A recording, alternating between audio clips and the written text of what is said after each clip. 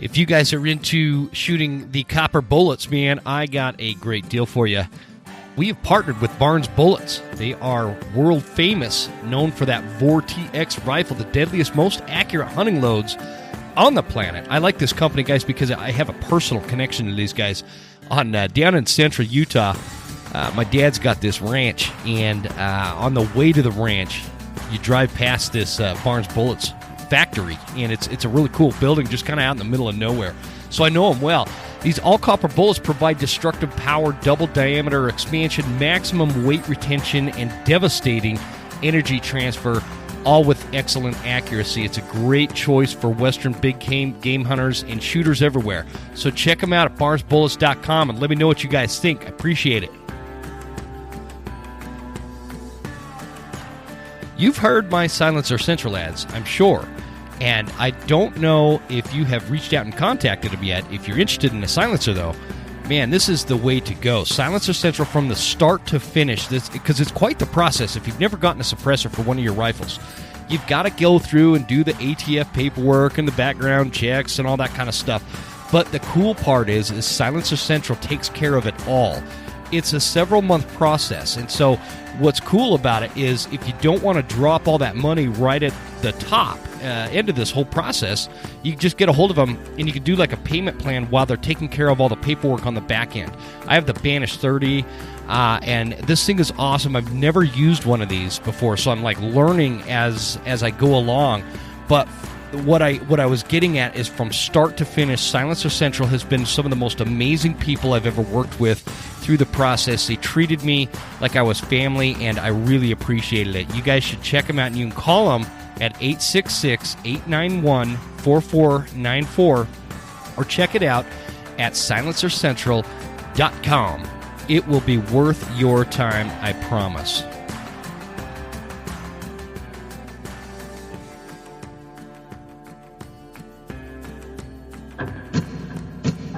There exists a threat, from anti-hunting groups to politicians trying to give our land away, and we won't stand for it. Those vast western landscapes provide the space for our wildlife to thrive and a place for hunters and anglers to fuel the fire that sparks their soul. In this show, we share our love of hunting, fishing, and conservation. Here, we provide the foundation to meet these threats through passion and the grit of the American outdoorsman. Welcome to the Western Huntsman Podcast.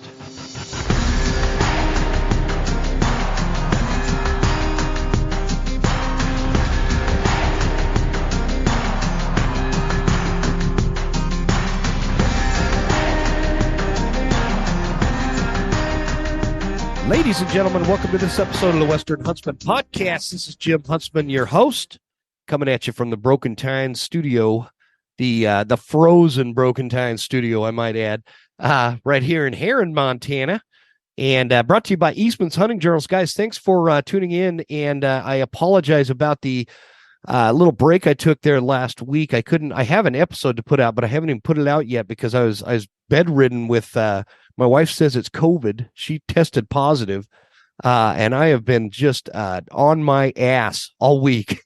And so the thought of even opening the computer to load another episode and all that stuff, it was just like out of the question, guys. So again, really sorry about that. You probably still hear it in my voice. I'm still kind of sick, but and then to top it off, we have like this insane cold front that came through, and that's been fun.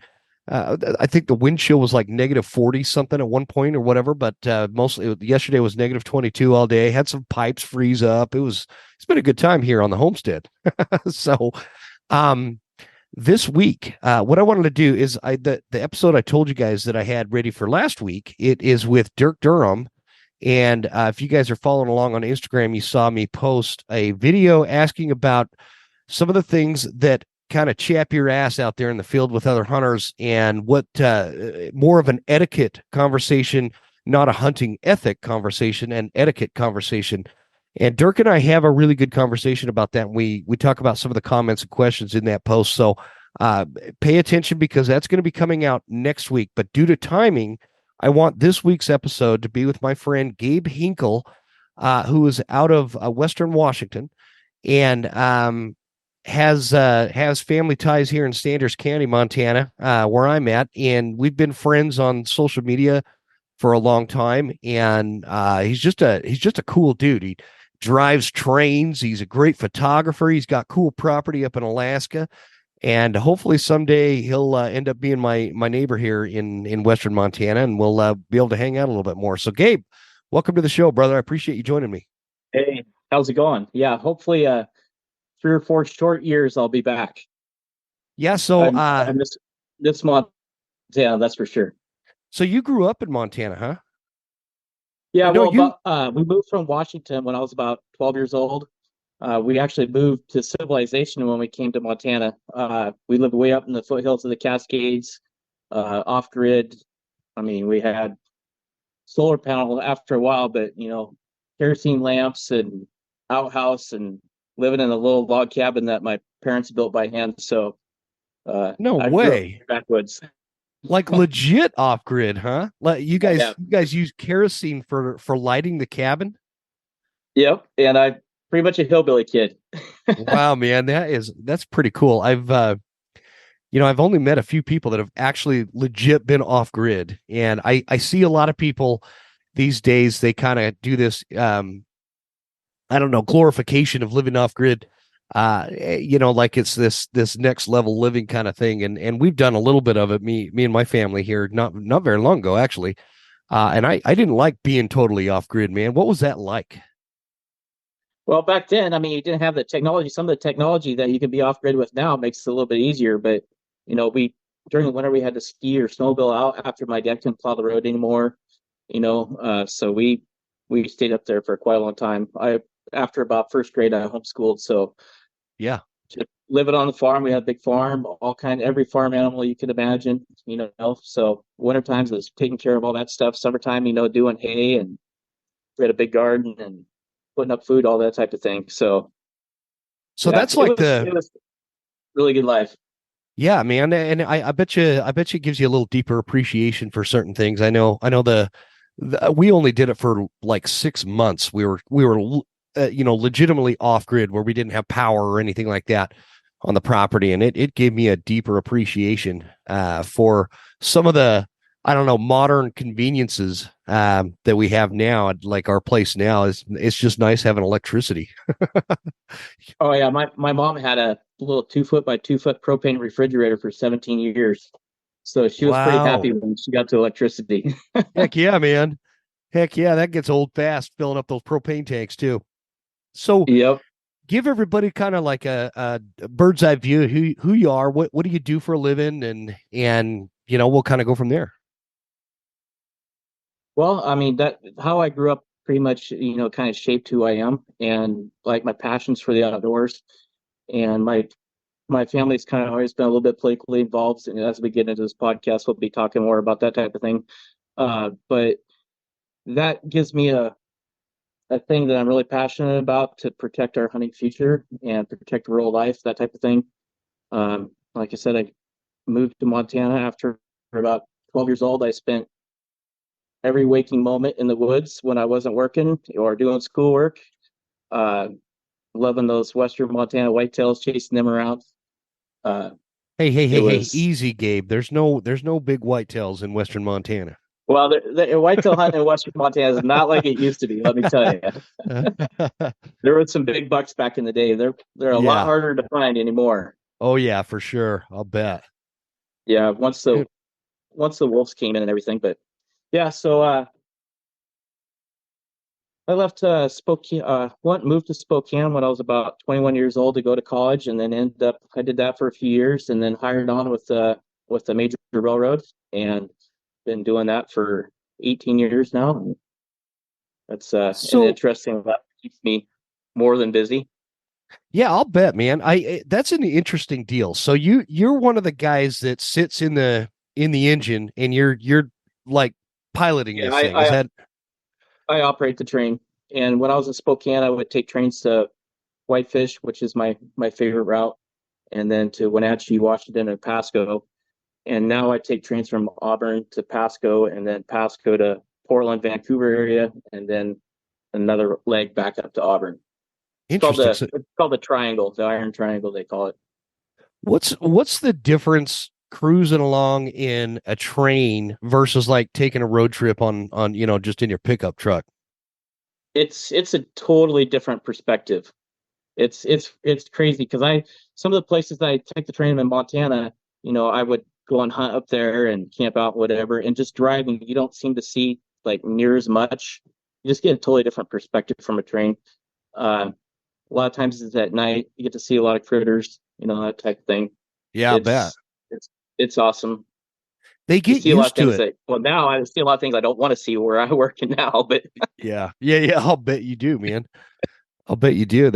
I've never actually talked to a train engineer. When I've always lived right next to like a railroad hub in some way. uh-huh. Even when I was a kid, we had this train that would come through town, and I had this buddy. His name was Mike, and he swore up and down that if we put pennies and nickels on the railroad track, it would derail the train and block the only road to school, so we wouldn't have to go for like 2 weeks. He said it would take 2 weeks to clean it up. So we went and put a bunch of pennies and nickels on the train track one day and waited there for a train, and it didn't even phase the train. It was like, no. Oh no. I'm like, dude, your plan I've failed. I've hit cottonwood trees that are 3 foot in diameter and just blown right Oh. through them. Yeah. Have you ever hit like a deer or is some kind Lots, of big game? uh, unfortunately, lots of deer and elk. I have a Really? kind of a routine I do now. I flash the lights and alternate the whistle at night, and that helps a lot. But it's unfortunately you hit some critters. I don't like that either. Yeah, I'm always blown away that happens. I understand cars collisions because they can kind of sneak up on you, but these trains are just like so loud. And I've like our last property we lived on there in Clark Fork, man. I had that rail line coming through on the backside of the property, and like even from where that trail or that track was to where like our fifth wheel was parked where we lived was like 3/4 of a mile, and the ground would just rumble. And so it just like is odd to me that deer and elk and these things would just run across the tracks knowing like there's no mistaking unless it's a deaf and blind ungulate. Well, It just it's kind of a strange phenomenon because that's when you're off to the side of the track. If you're right in front of a train, it's hard to hear actually. in front of it. It's very strange how that works. And I've been like right next to the main line, and I've had Amtrak come up at like 80 miles an hour. And the only thing and reason why I knew that it was coming is because the rail started zinging. Oh, weird, I man. couldn't I couldn't hear the train, and it was like almost to me. Huh. So I That's mean crazy. that's why there's a lot of problems with people on the tracks because for some reason it's a lot harder to hear directly in front of them. I saw a bunch of Uh, antelope get killed in southern Idaho one time. They were laid on the tracks because the tracks, they kind of absorbed the heat or whatever, and they were laying there kind of warming up. It was winter, and like the train came and they didn't even move, man. He hit like 12 of them. It was yeah, crazy. it's pretty bad in like really bad winters. It's the only place that it can walk easily. Yeah. So, a lot of the critters just walk on the tracks instead of going out, on 4 or 5 feet of snow, and Yeah, that's they true. end up hitting quite a few.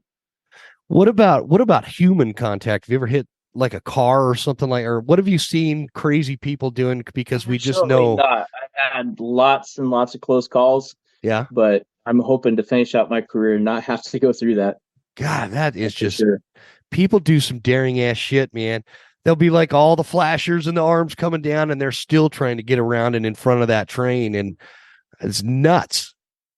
Or people walking down the track with headphones on, walking away from the train. I Oh mean, yeah, it's does that crazy what people does that do. happen a lot? I Oh guess it yeah. would in like those big urban areas, huh? Yeah, over here in Seattle area, they have the homeless and whatever. There's quite a bit of that goes on. Wow, wow. Okay, that's just interesting. I've never talked to an actual engineer before, so I've always Well, wondered that that's because because we're so busy working, we don't have time to talk to anybody hardly. right, I know you guys are just kind of antisocial that way. What we should have done.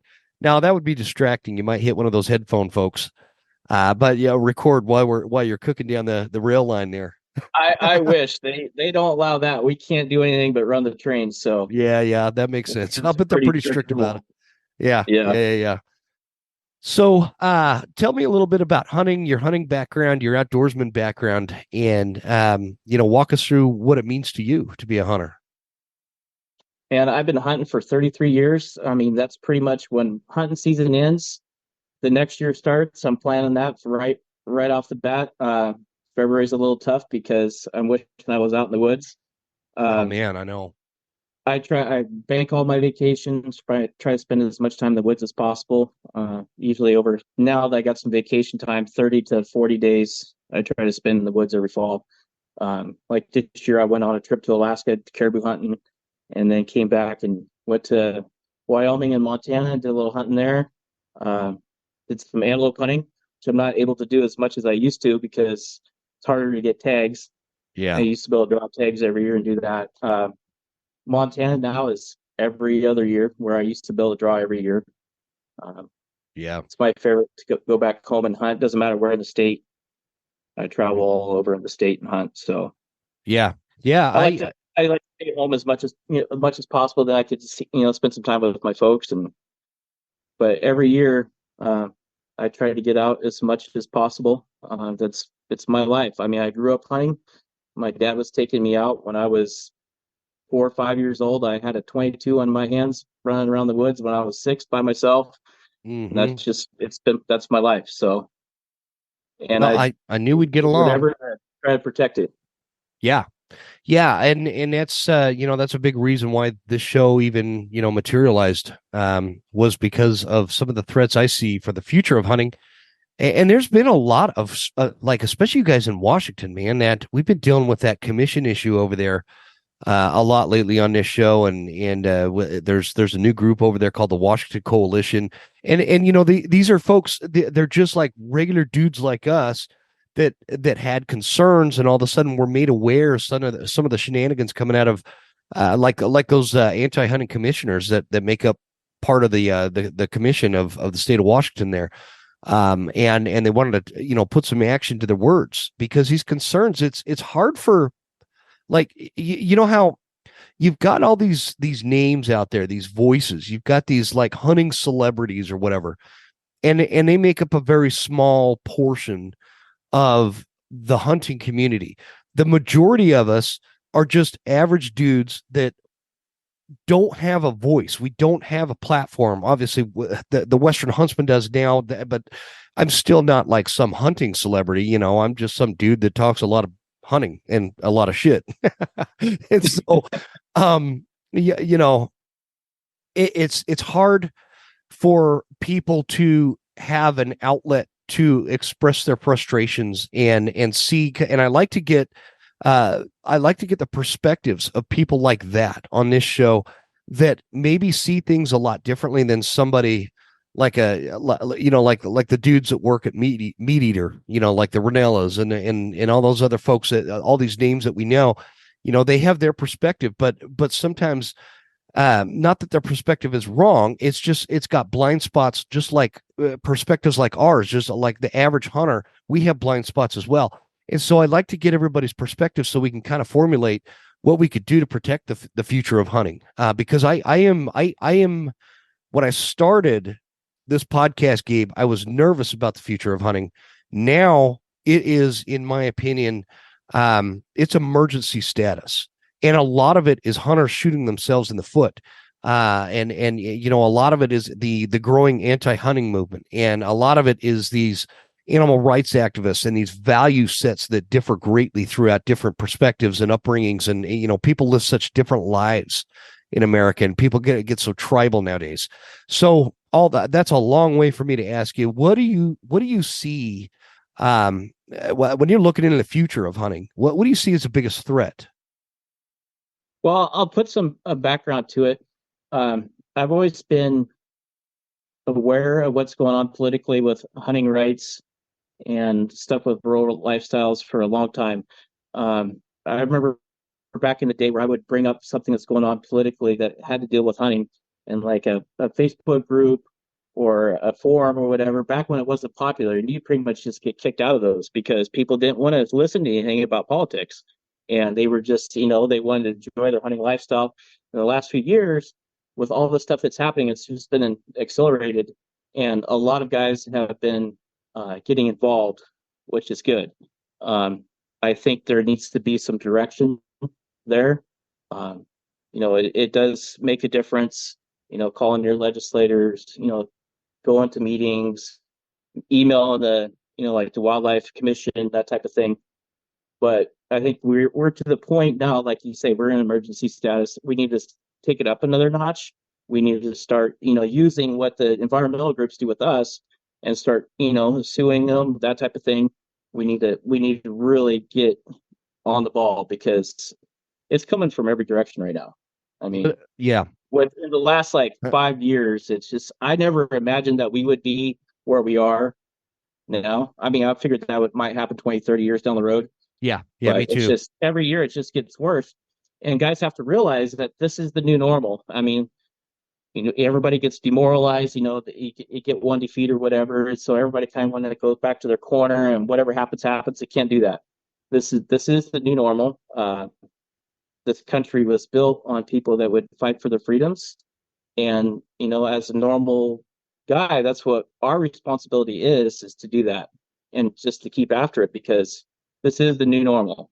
We can't we Yeah. can't slack, we can't slack off. We gotta just keep being involved, pay attention to what's going on. I understand everybody's got their own lives that's going on, that type of thing, but we really have to pay attention and be involved, everybody. And I'd like to see, some of the bigger names. There's quite a few bigger names in hunting industry that talk about this type of stuff or whatever, what's going on. But I think everybody needs to start stepping up. And when, guys that are on a first name basis with most hunters, if they start rallying the troops, then I think we can coalesce a little bit better instead of being fragmented like you were talking about. Yeah. Because we kind of, bow hunters, muzzleloader hunters, who shoots a 6.5 Creedmoor compared to me shooting my 300 Winchester Magnum, that type of thing. I don't get the drama behind the 6.5, man. I have one. I love it. I think it's cool. I'm But I gonna just also have to buy one because there's lots of ammo on the shelf for a 6.5. that's how I ended up with one. I couldn't find any 300. And so yeah, I ended up with this Savage, and it's a great freaking rifle, man. So anyway, I don't understand the drama, but you're right. It's one of those it's like a fragmentation thing. It's an excuse to hate on the fellow hunter in a way. And I don't care if I hate the caliber discussion because it's one of those things it's so personal. And if people just stripped the drama out of it and understood that it doesn't matter if you're carrying a 243 or a 300 Win Mag or I don't care if you're carrying a 5.56 or a 6.5, whatever, as long as A, it's legal, and B, you're effective and you're lethal with it. It's such a personal thing, but you've seen how people get so freaking fired up about it. It's ridiculous. But I want to do as much hunting as possible, so I will hunt with whatever I can lay my hands on. Exactly. And that's kind of the point of how I ended up with this 6.5 is remember what was that like 2 years ago? You couldn't get ammo for anything except a 6.5 Creedmoor. Yep. And so now I have like 5 ammo cans full of 6.5. And I put one of those, what is that? A Whiskey 5 scope on it. It's a great weapon, man. It's been a great rifle for me. And that doesn't mean I'm just stuck to that and it's some hill I'm going to die on. I still love my 300 Win Mag. I still love my 30-30 lever action cowboy gun that I used to shoot coyotes off the back of my horse on, like I was John Wayne. Yep. I still love that rifle. And I just don't understand the drama. I really don't. I don't mean to go down that tangent, but the point that you made that it is time to do other things, the litigation, I think is where we're at. The problem with litigation is it's so expensive. It costs a lot of money. So we're going to have to figure out how we get this money organized into a pot and get people willing to put their money where their mouth is. Because do you remember that show Full Metal Jacket? And they're in Vietnam and Joker, he's one of the characters, he's in this meeting and he's like, this writer for the military newspaper, Stars and Stripes, I think. And if you guys have not seen Full Metal Jacket, come on. Are you even American? Go watch Full Metal Jacket. But anyway, they're sitting in this thing, and it was just around the time of the Tet Offensive in 1968 Vietnam, the surprise attack by the North Vietnamese, military and whatnot. And the guy's like, unfortunately, we're all it's a giant shit sandwich, and we're all gonna have to take a bite. And that line rings true for where we're at with hunters. I feel like I'm losing my voice, man, so bear with me.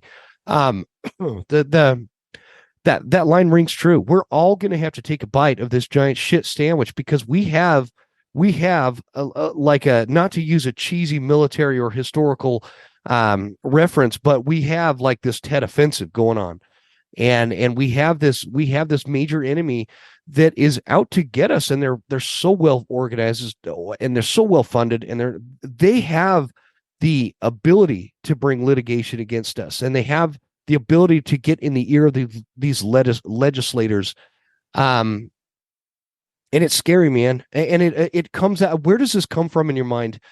This obsession. We get these people that are so tribal. They're obsessed. They're attaching themselves to like this cause to be against hunting and against trapping, which, by the way, there's like, I don't know, 7 or 8 really big, like mainstream anti-trapping pages on Instagram, and I've followed all of them. Well, one of them booted me off because I made a comment on one of their things because they're all lying. They're full of shit, and it is official as of now. What is today? The 14th of January. All of them, every last one of these anti-trapping organizations that are against wolf trapping, and they're all constantly running around creating drama about how all these non-game species get caught in traps and whatnot, and they're exaggerating the facts on that to like big time. But all of them have refused to come on my show, and I have sent them very nice messages that, hey, if you come on my show, I will be fair. It's not to have a debate. It's for like to help us understand your value set and your perception. Why do you think management of wolves and other predatory species or any trapping species has such a negative impact on animals and conservation efforts? Because I want to hear it. I seriously want to hear where where do you get your facts, your weird, bizarre, twisted freaking facts that you post on these pages all the time, where my blood pressure goes through the roof because they're flat out lying. And I want to hear it, but they all say no, man.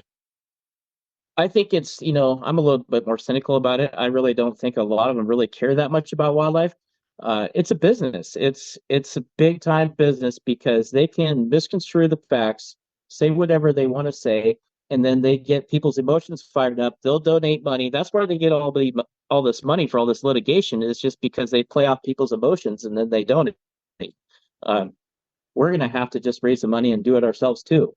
It's just like the Washington Wildlife Commission.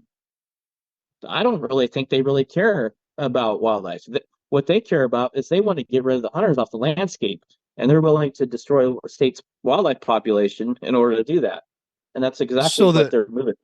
So, but what would be their motivation for that? Is it so that they're the controlling stakeholder in? They just don't like hunters. Yeah. No, I agree with that. It's simple.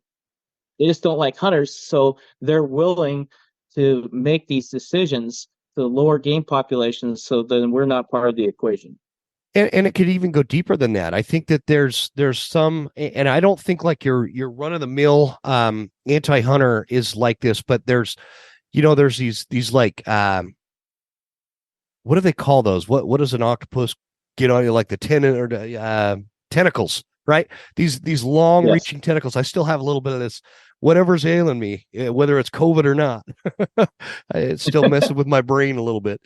It's got these tentacles that are overreaching, and I think that there is this thing behind, and we're going to get into some of this, but what better way to eliminate the importance to the individual of our American public land system than getting rid of hunting and wild game?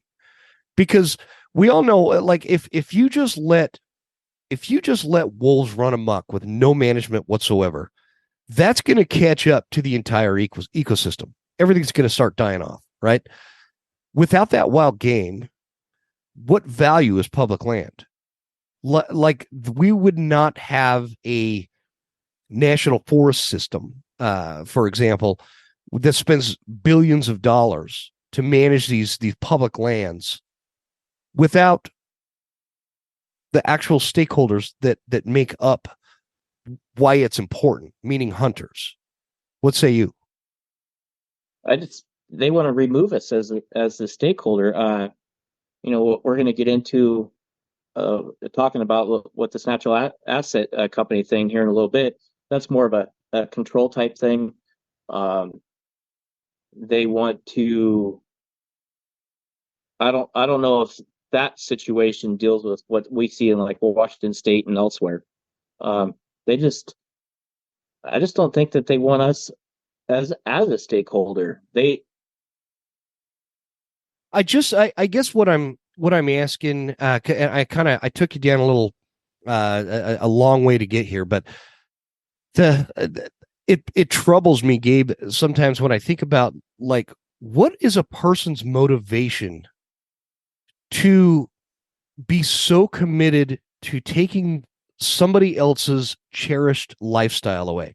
And I ask that from a sense like if somebody grew up and they're like vegan, okay, for example, and they just want to have tofu and refried beans and broccoli and whatever, and they're very passionate about it. They try to be as healthy as they can with it, and they try to help other vegans, show them the path to be healthy, um with a plant-based diet. And I'm using this totally as an example here.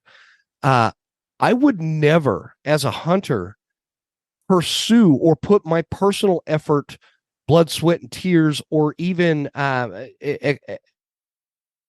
wouldn't use any of my capacity to try to stop them from living that life, right?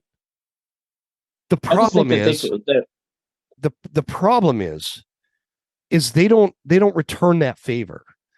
They think that because their value set is we shouldn't hunt animals and everybody should be vegan, that everybody else needs to live that way, that everybody else's value set is less than because theirs is that. You know what I mean? And I just, that's the mentality that I don't understand. And it's the mentality that I always get hung up on this little thing. Like I just would never go to a vegan convention and protest outside and say, you guys, I demand you go hunting and you eat meat. Right. Well, it's kind of our culture. It's kind of our culture right now because it's everybody's wrapped up in their own self thing, and they think that they have their own truth, and that's what they're going to go off of, and they really don't care about anybody else and what they might have going on and what the other people might value in their lives. I like that line that you just used. My wife watches these reality shows, and sometimes I'll get bored and sit down and I'll watch like Bachelor, something like that. And these dudes, man, they're like the girliest men I've ever seen in my life, and it drives me freaking crazy. But anyway, we'll sit down and watch them, and they say stuff like what you just said. Well, I'm just going to speak my truth. This is my truth. What does that mean? What the hell does that mean? There is no my truth, your truth. There just only is truth, right? Like, I don't understand what speaking my truth means. And you hear this a lot from the left. These political hacks on the left that if they start losing an argument, they go to this thing where it's like, well, this is just my truth. No, I'm sorry. That is not your truth. I'm sorry. Your delusion about what gender you are is not a truth. Your delusion about how healthy veganism is not a truth. It is just your choice, and you could do that all you want. Opinion, and like it's your opinion. It's just your opinion, and like everybody says, they're like assholes. Everybody's got one, Yeah. And I think that you're exactly right, man. And I think that that's how we've gotten here to this. And I guess what I'm trying to do is I'm trying to build like this foundation of understanding. Why do we have these people that are pursuing a lifestyle of removing our lifestyle, right? And it doesn't matter if it's hunting. This can bleed into all sorts of different sectors. There's people that don't believe we should have farming. There's people that believe we shouldn't have this rural lifestyle of self-reliance and self-sufficiency, and we should all be very reliant on the government, right? And we should all have our kids educated by the government no matter what. And we should all have government provided health insurance and all these things. And then there's people that think that they're afraid of guns, so we should all get rid of our guns and everything's going to be great after that. And so it's not just specific to hunting. And that, I think, therein lies the problem, is as hunters, we've all just kind of tuned out a lot of that stuff. Maybe as hunters, I've always been politically very opinionated, so to speak. And I don't approach it as it's my truth. I just come at it from it's the truth, right? And there's things that I know to be true. But I've never inserted that into my hunting life. And now it seems like you can't get away from it. And it goes back to what we were talking about, where it's like this big shit sandwich. We've all got to take a bite of this, whether you're into politics or not. If you're a hunter, we have to get involved.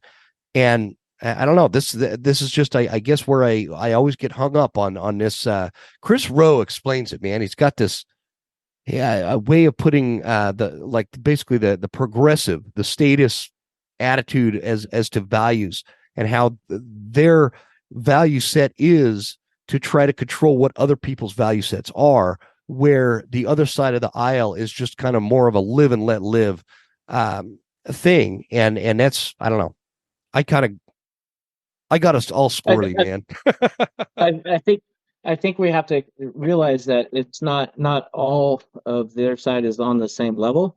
There's people with having an agenda, and then they know how to whip up people's emotions and point them in the right direction, and then I think that just plays off how we are as a culture right now, and that's where we end up.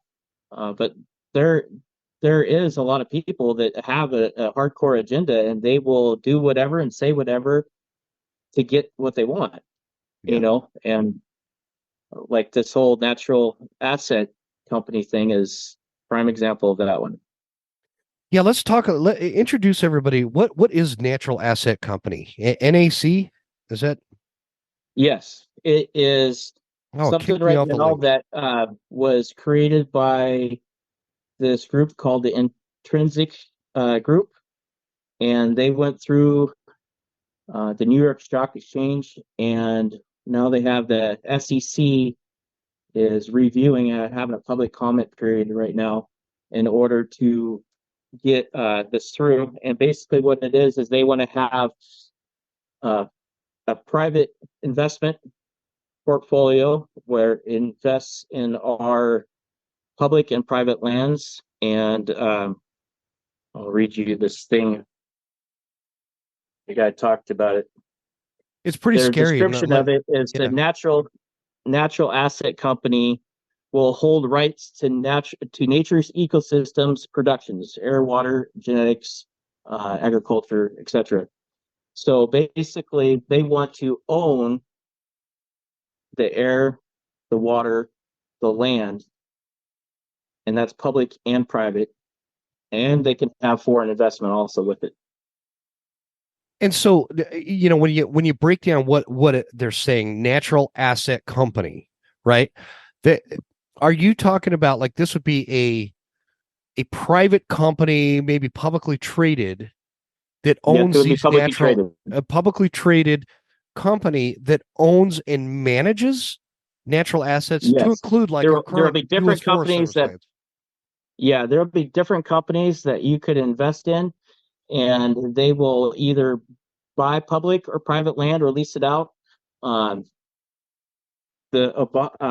was about ready to say Biden administration. It basically is. That's a good way to put it. they just started something. I think it was by executive order last month. It's called Landsat 2030 International Partnership Initiative, and basically they have requested the USGS, United States Geological Survey, and NASA to study the condition and economic value of land, water, and air and other natural outputs to assign a monetary value to them, which plays right into this whole thing that's coming down the pike with the SEC right now.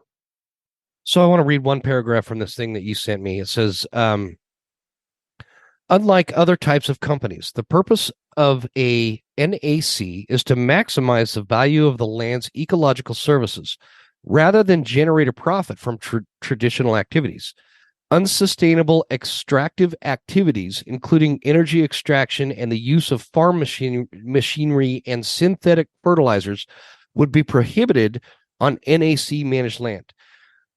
So, end quote, by the way. When we're talking about this, is the goal that they own all of it, like 100%, or are they just trying to get little chunks? Because this,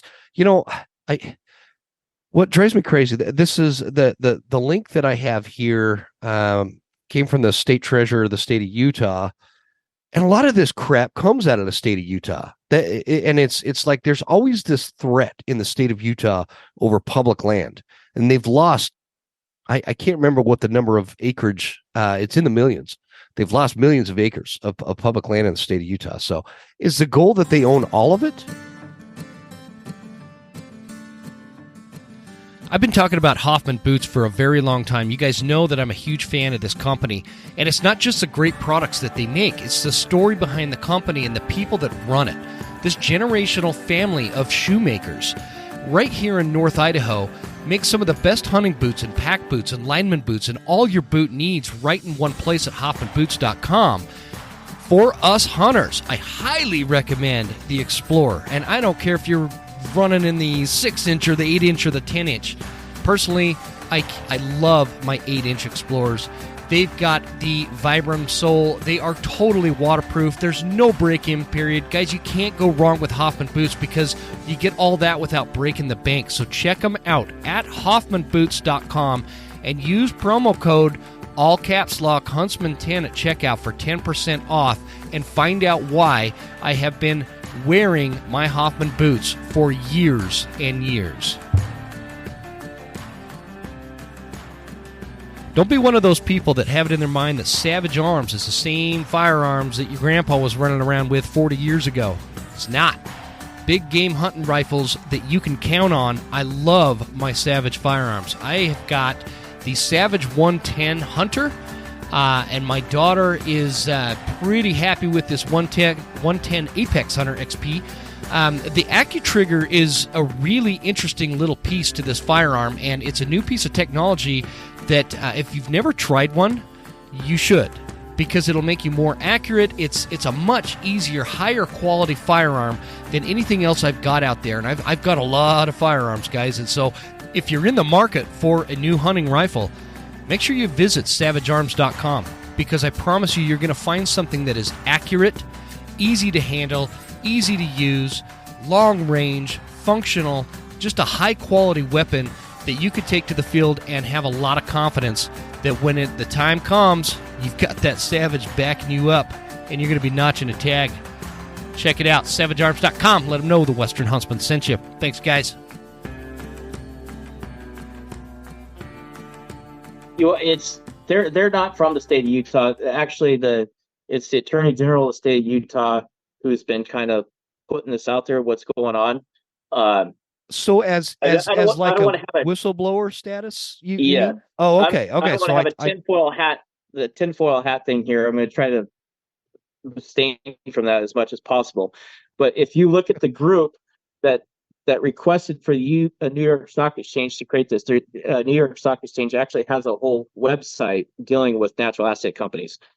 But the group that started it, they're partnered with the World Economic Forum. And in 2021, World Economic Forum said that natural assets is the future of investment.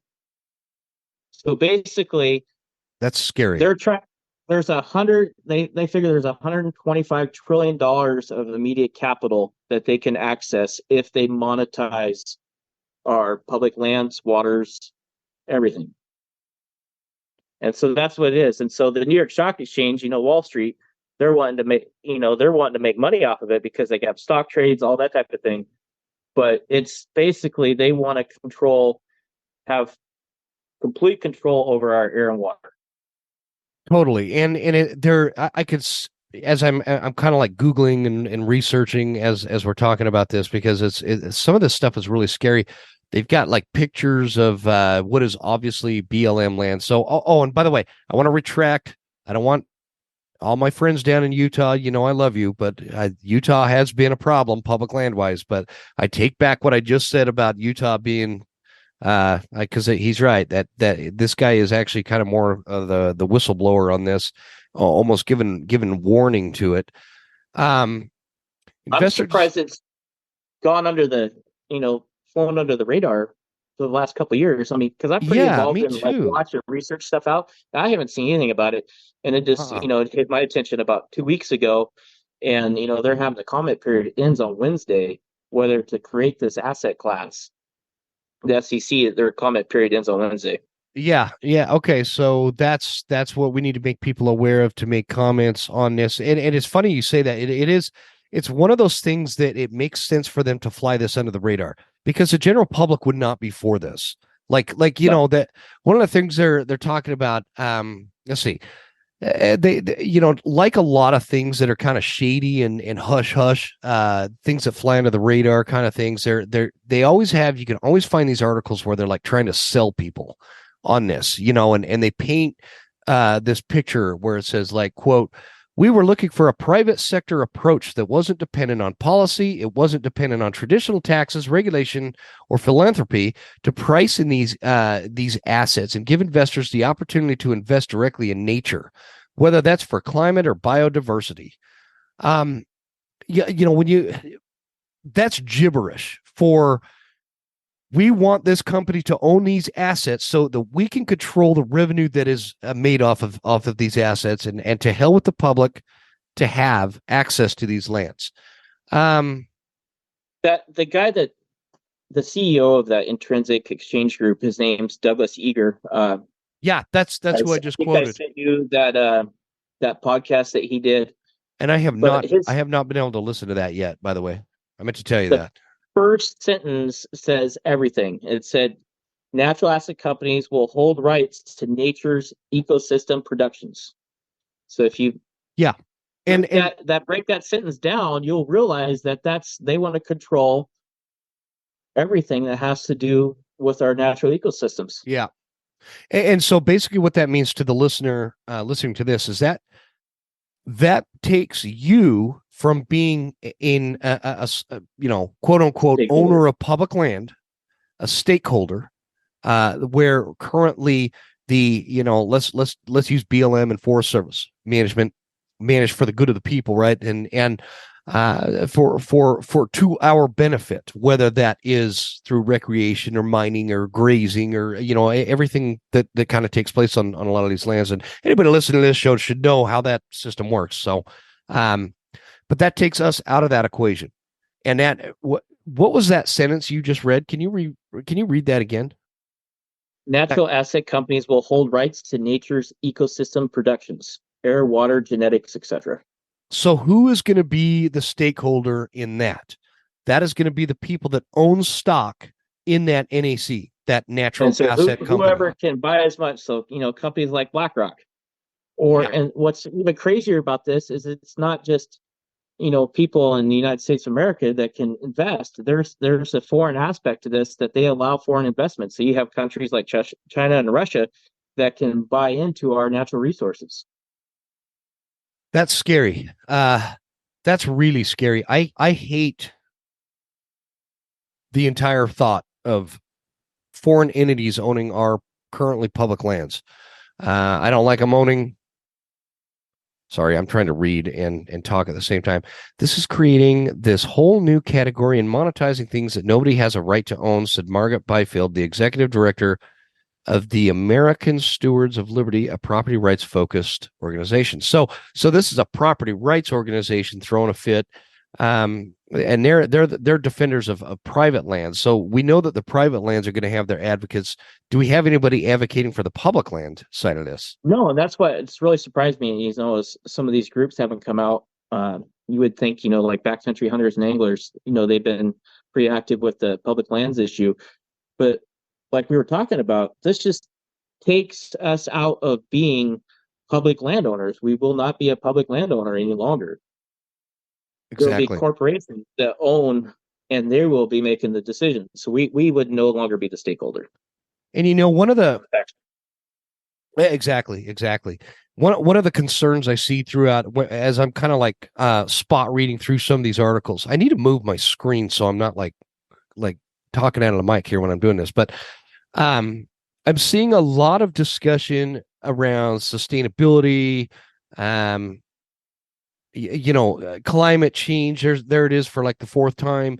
All these things, and for a guy like me, I am super leery of any kind of government or corporate interference, or takeovers under this guise of climate change and environmentalism and things like that. Because the problem, it's not like I'm a climate change denier, but I'm not sold on the fact that climate change is this big human caused thing. And I'm not even sold on the fact that carbon is this big issue, because there's a lot of information that dispute that. In fact, the information and the sources that dispute what causes climate change happen to come from a place of much greater credibility than the ones that are like these Al Gore types shoving this shit down our throats and trying to tax us more for it.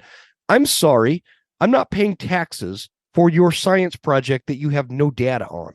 I'm just not. I'm not okay with that. And whenever I bring this up, Gabe, I make people fly off the handle with this. But the thing is the science isn't settled. So don't take a chunk out of my ass over it. And we don't know. And what they're trying to do is they're trying to like use this as a way to make people feel comfortable that they're going to be some savior of the climate by doing this. And that's not what the case is. What it's going to be is they're going to be like this controlling entity that could tell us we can't go hunt on it because we, as the public, can't take care of our own land, or the Forest Service can't manage it well enough, or the BLM can't manage it well enough. So these big corporate conglomerates have to come in, and these publicly traded companies come in, and they're going to so-called take better care of it under the guise that they're going to stop climate change and increase sustainable, what did they say? Sustainable management, restoration, and conservation. I just don't buy it. Do you? No, I mean, I'm not convinced, and you can never convince me that a marriage between corporations and government is going to build to do what's best for, our public lands. That's Man, that was not one of going to the happen. best lines I've ever heard on the show. That's I couldn't agree more. Seriously. Yeah. Huh. In my opinion, I mean, like I said, I've been in personally try to keep myself involved in everything with hunting rights and politics for the last 20 years or so. And personally, I've never seen anything as scary as this is. This I is mean, scary. And we're just scratching the surface, man. I because we like could lose is complete input into everything that goes on. Yeah, oh yeah. Yeah, absolutely. We will have no say. We will have no No. say. If it, like you know how we've gone from a lot of these rural locally owned farms to now we've got these major corporate entities that own massive amounts of farmland, and they are they are their own lobbyists. They've got so much money and power. Mhm. They're their own lobbyists. It's not like Farmer Joe that used to own that 1,000 acres right there that farmed for maybe wheat and corn or something. He didn't have much lobbying power himself, but these giant corporate conglomerates do, and a lot of them are foreign owned. And so that's an issue all separate from itself. But anyways, that the problem with that is we have no idea what they're doing with that land. We have no idea what they're spraying on that land. There's no real regulation on that, and it's just like this joke that we think that the layers of bureaucracy and government are keeping a clear eye and a close eye on what's going on so that the environment is not being negatively impacted. And they're these are the same people that say that they want to tax us more to save the climate, as if our tax dollars are going to go to something tangible that turns around climate change issues, or we're gonna do this thing where we have all these layers of we're gonna change to the electric car, but in order to do that, we're gonna mine the cobalt through slave labor. and act like we've got some fucking moral authority, making these children mine this cobalt out of the Congo and ship it back so all these freaking hippies can drive around and feel good about themselves. This is the stuff that is like I'm over them thinking that they have the wool pulled over our eyes, Gabe. This is the stuff they're gonna bury us with this shit. And if we don't do anything, we're already getting buried. There's already people out there driving around acting like they have some moral freaking high ground over the rest of us because they're vegans and they drive electric cars. When the reality is guys like you and I we are very good stewards of the land. We are very good environmentalists, so to speak, without the label of being an environmentalist, because we care. We're actual stakeholders. We're actually involved. We do more. Yeah, we're involved. We benefit from the land more so than just watching the latest National Geographic documentary on freaking Netflix. This stuff is important to us. We feel we live on this land, and it's I'm getting worked up, man. I'm trying. I'll calm. Let me shift gears. Let me back it down. Well, you know what? If they pretend like we're aliens. Yeah, we're actually we part don't of belong nature on the earth. Yeah, yeah, we are a part of nature. That's just the way it is, and we need to stick it with that direction. Yeah. I mean, when I'm going out hunting, I'm basically just another part of nature. I'm the ultimate predator. I mean, it sounds kind of corny, but that's the way it is. Yeah. No, absolutely. But I'm the intelligent being of the intelligent being of the rest of them. They're instinctive or whatever, but we are a part of nature. That's just the way it is, and we have been for thousands of years, ever since we were throwing spears. Yeah, absolutely. It's just I think the one thing I want to clarify, going back, like with what I was saying, I know I get on these tangents. I don't want anybody to think that like I'm against electric cars. I'm really not. I'm just not going to get one. I'm just not going to drive one. It won't suit my lifestyle. I drive too much, and I know that my impact on the environment with my big old freaking diesel Power Stroke pickup truck sitting out there, it's not doing that much to the environment. I'm sorry. There's just the data is not there. But I don't care if somebody wants to have and own an electric car. My point with that was, don't act like you're some better person to the overall goodness of humanity because you do that, because you're not, dude. You're not. I'm sorry. You sit there and have to charge it on the same power grid that's pumping oil. So shut up. Anyway, tell me a little bit about this comment period. You mentioned a comment period there.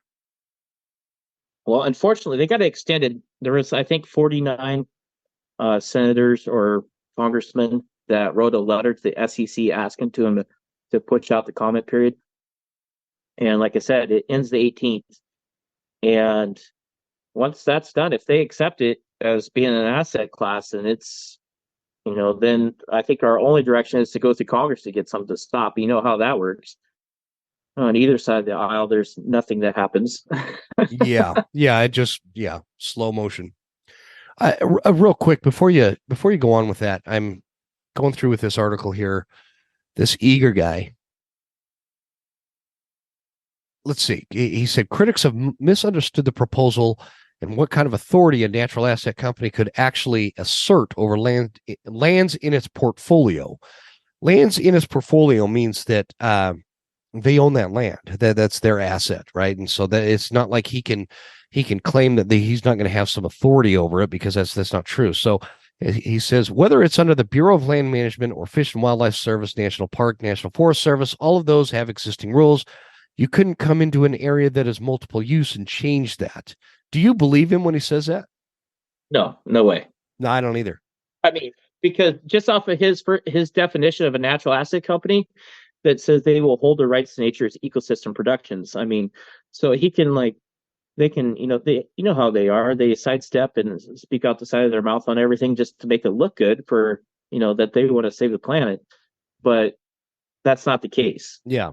You want to take it to like the private land, like in Alaska, my property, I don't hold the mineral rights on it. So they could, a company like that, if it was an asset class, they could buy the mineral rights to my property And who knows what rules the SEC is going to allow these natural asset companies to have as far as control wise. They could fairly well tell you whatever you could do with your property if they hold the mineral rights or water rights or whatever else.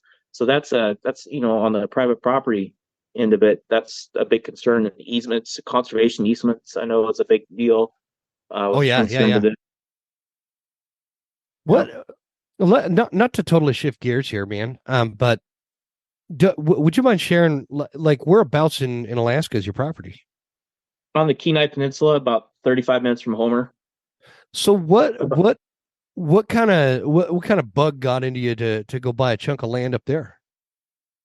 Well, my old man's always talked about Alaska. That's his favorite place. I mean, I think if he could, he'd move up there again right now. He spent a lot of time there when he was younger. And then me and my girlfriend, we were going to go up there on a little vacation. I just sold my place. I'm like, well, I put a post out on Facebook. Oh, I might, look for property that's for sale or whatever. I remember that. Yeah. Yeah, a friend of my dad's hit me up and he's like, I got this place, I'll give you a really good deal on it. And he gave me a crazy good deal on it. And really? Yeah, I went up there, I flew up there, looked at it in about 5 feet of snow and said, I'm sold. What do you mind if I ask like what kind of acreage it is or if it's it borders a stream. Oh, so beautiful, and it's man. I got everything on a power sewer and a well and a small, like pole building on it. And it's only about a mile and a quarter from the beach too. So Oh, and it's one really? of the only places you can actually catch halibut from the beach, which is Oh, pretty man. awesome. So Yeah. do you see yourself? One of the reasons I'm asking this question is because of these sub-zero temperatures we've had lately, this last week, the last few days.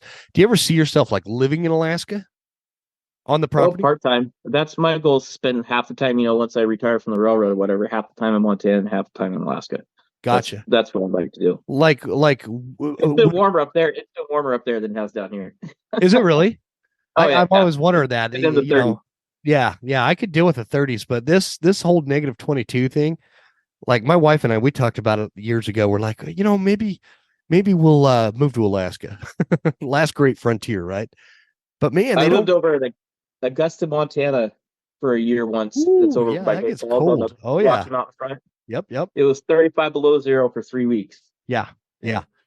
That's Pretty cold, brutal. man. Yeah. I'm not cool with living somewhere like that. I don't know. I actually I like North Idaho, Western Montana summers. I like the 95 degrees, swimming in the rivers and getting out there. And I don't know. I like four seasons too. It's a horrible place to live. Come on. It is terrible. It is terrible. You're better off going to Arizona. Utah's great. I heard California is awesome. You know what? And there's not a lot of people left in California because they're like all over here somewhere. So there's got to be some good deals in California. Real estate wise. All the hunters in California moved to North Idaho. Right? Yeah, they sure did. And they so any of you looking to pick up roots and move somewhere else, California's got a lot of wide open country. You'll probably be the only hunter on the mountain at this point. Yep. Now we're gonna get some nasty emails over that, Gabe. Well, wait a minute. Let me tell you something, Jim. I know. Just imagine trying to tell everybody you live 30 miles from Seattle. Is that about what you are now? Yeah. Yeah. I'm not happy about it. Yeah, that sucks, man. You're kind of trapped there until you retire. My kids moved over here, so yeah. I tried doing the whole back and forth thing, and that wasn't working out. So I followed them over. Yeah, I don't blame you. You're a good dad for doing that, man. Not a lot of people would do that. Yeah, so that's interesting, man. I'm really I could tell like on which by the way, your Instagram handle, I don't know if you have a different one too, but this one is G Hinkle Photography at G Hinkle Photography, guys. That'll be in the show notes. I imagine some of those pictures are from your property in Alaska, huh? Yeah, some of them are. I do a lot of traveling around up there, a lot of hunting, and Wyoming and Montana. I always pack my camera with me, so I'm not real great about posting on Instagram. I need to get better about that, but I got tons of pictures I got some awesome ones from my caribou hunt in Alaska this year. That was quite the adventure. Yeah, you need to post some of those, man. I'd love to see. I see one picture of your caribou, But you haven't posted in like several weeks here. What's going on? No, I haven't. Like I said, I post more on Facebook than I would on Instagram. But See, I try to. I'm more on Instagram, but it's because like when I get on Facebook anymore, I just get on Facebook to ruffle people's feathers. I feel like anymore. But like I feel like all I see on Facebook are ads. Nobody posts stuff anymore. It's just like ads. That's all I see. I get on there and like every once in a while there'll be somebody being like, "Hey, I need a plumber. Anybody know anybody?" That's about it, you know. when you figure out the algorithm, let me know. Yeah. Because who knows what they got going on. I haven't figured out the algorithm. I posted a really funny video last night on Facebook. Was that last night? No, it was 2 nights ago. And like I know I have hundreds of friends on there that would get a freaking chuckle out of that. And I swear it got what do they call that? Like censored kind of thing? Yeah, or yeah, I don't. What I is forget that? the term, but There's put on the another back term. burner. Yeah. So people aren't seeing it. Because it's like it was actually a video that Trump posted about the White House is like this old folk retirement home.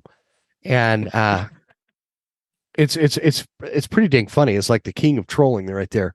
He did a great job with that. But anyway, so yeah, I don't get on Facebook nearly as much, but I'll try to get on more so I can see more of your stuff here. Is there anything else you want people to know about this NAC situation before we kind of move on from that? Yeah, I'd like to, communicate with you, and you could put in the show notes the links to make the public comment on Yeah. that, Yeah, and absolutely. also the links to, for people to research who their U.S. congressman or senator is, and even reach out to them and ask them to write a letter or whatever else, and the reason why you wouldn't support this, that it's, threatening basically public landowners' way of life and a rural way of life. Um, so if you could put that in your show notes, people can reach out to me if they want to know where to get a hold of somebody to, you know, voice their opinion or whatever. I'd be more than happy to help them out. Because like you said, everybody's got to jump on this bandwagon and in a hurry, because if we're kind of running short on time on it, flew under the radar. When does the comment period end again? On Wednesday, I think the 18th is Wednesday, isn't it? Is that Wednesday or Thursday? Hold on, let me. My hope is we could get the comment period extended out again. The 18th is Thursday. Okay. So I'm going to put this out on Tuesday morning, first thing, and so people will have a couple days to do the comment period. And like he said, I think, guys, take a few minutes and I don't think that we are even highlighting the magnitude of what the consequences of something like this could be. It's not going to be some sudden shift overnight. It's going to be over the next few years. We would start losing any stakeholdership, if you will, of some of these public lands areas that get sucked up by these natural asset companies. Well, I think it would start with timber company land. I think that would be some of the first ones to go. I think so too. We already it's already a struggle to have access to those properties anymore. With people buying them up from fees. Texas or whatever and controlling them, and yeah. Oh yeah. And I think it's one of those things that it's going to steamroll. It's like a domino effect where it'll start with some of these privately held or private land entities, I suppose, could get sucked up by these NACs, and then it would quickly move into like those timberlands you were talking about, and at that point, then it could start under the guise of we're going to manage it better for climate change BS. It'll start rolling into actually public lands. Speaking of, whether they're even if they're state-owned lands, that would be bad. But we're talking about U.S. Forest Service. Then you take away from like rural communities. They do that with the state lands. Like school trust lands, all that type of thing, where rural communities get money for schools and whatever else. Then they can lose out on that. Yeah. Yeah, and that's an important point. I don't know. I haven't talked about public land issues for a long time on this show. But I do every opportunity I have like to point out the difference. Like state-owned land is for the most part, for those of you listening, is not public access. The state could do what they want with it, and the whole purpose of them owning land is so they can generate revenue for things such as school districts and other, public services. So that's important for people to know. But my biggest concern is them getting access to large swaths of BLM and Forest Service land and bordering timberlands, things like that. Because like, what if they're a natural asset company, right? And they're coming at this under the guise of climate change, and they already think that cows farting is like this big freaking problem, because yeah, they're that dumb. I can't imagine what that would do to thriving elk herds and other wildlife on that landscape when that is not going to be the priority to manage these lands for the public, specifically for the hunter, because that's basically how our system is set up now. The Well, negative that impact. they're going to come at it from the preservationist point of view. Oh, absolutely, yeah. It could be absolutely. more about less management, more preserving it, but we can't, there's too many people on the landscape anymore. With modern America, we've ate up too much of the habitat. We have to manage and have management of our natural resources. It can't go back to the way it was. Yeah. It's just, that's unrealistic. And we hear that all the time. In fact, I don't remember because I would call them out. I just heard I was listening to a podcast. Oh man. I remember when I heard it, I'm like, man, I'm going to call them out on my show for saying something stupid like this.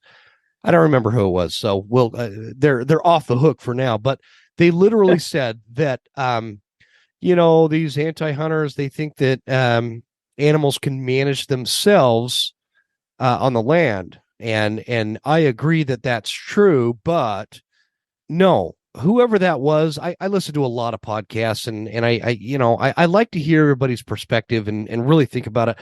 But I couldn't disagree with something more. The wildlife cannot manage themselves. We are not at that. This is not 1829, Idaho, Wyoming, Montana, Washington, Oregon, California, whatever, the West, Arizona. It's not like that anymore. They cannot manage themselves. We have the human development and infringement on winter ranges to highways to everything, all the infrastructure from rail systems, which Gabe can tell you, railroads will cut off wildlife corridors just as bad as a freeway will. And am I wrong with that, by the way? They do travel back and forth, but I'm sure there's some effect to it.